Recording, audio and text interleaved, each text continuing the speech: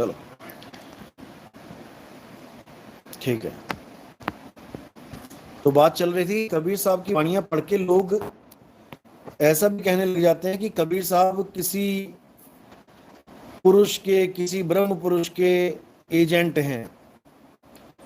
वो किसी की एजेंटगिरी करते हैं और यहाँ पर आके आत्माएं इकट्ठी करते हैं और सतलोक जो उनका सतपुरुष बैठा है मालिक, उसके पास ट्रांसफर कर देते हैं और वो उन आत्माओं को 84 में डाल देता है, सृष्टि में डाल देता है। ऐसा करके भी कुछ लोग भ्रमित करते हैं लोगों को, क्योंकि ये वो लोग हैं जो केवल शब्दों के अर्थ जानते हैं। ये वो लोग हैं, ये वो लोग नहीं है जो कबीर साहब की वाणियों के भाव जाने। जिसमें कई YouTube चैनल हैं, आप अगर मुझे मैसेज करेंगे तो मैं भेजूंगा कि कौन कौन ऐसे हैं जो भ्रमित करते हैं कबीर साहब का नाम लेके। और कबीर साहब को भी एक अधूरा, एक कोई एजेंट जैसे होता है, कोई नौकर होता है किसी का, ऐसा बोल के भरमाने की कोशिश करते हैं कि कबीर साहब भी कुछ नहीं है, सारा ज्ञान हमें ही हो चुका है।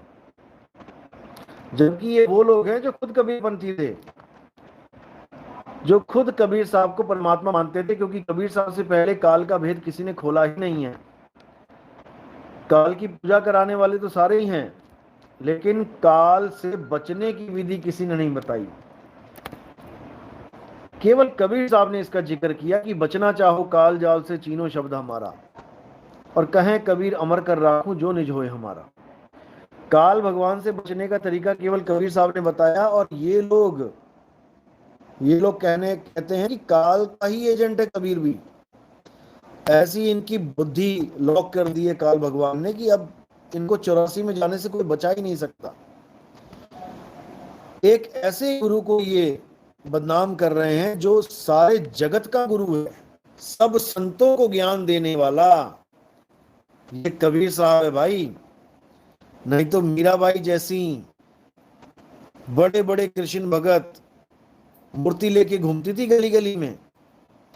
कृष्ण जी की किसने ज्ञान दिया मीराबाई को? कबीर साहब के ही शिष्य ने ज्ञान दिया। रविदास जी को उन्होंने अपना गुरु बनाया। रविदास जी के गुरु कौन थे?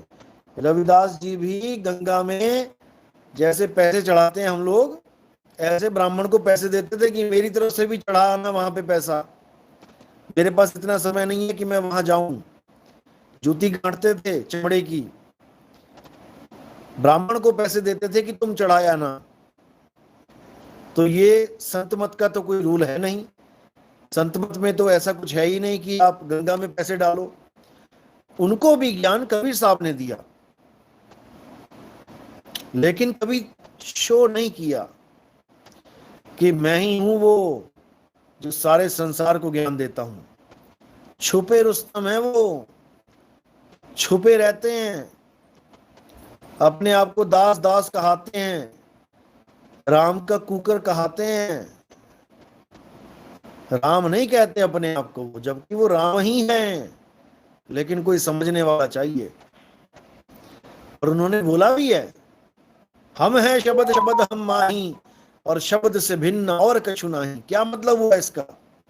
जितने भी ज्ञानी बैठे हैं जो शब्द को परमात्मा कहते हैं, इस वाणी को खोल के तो दिखा दो, क्या बोल रहे हैं वो?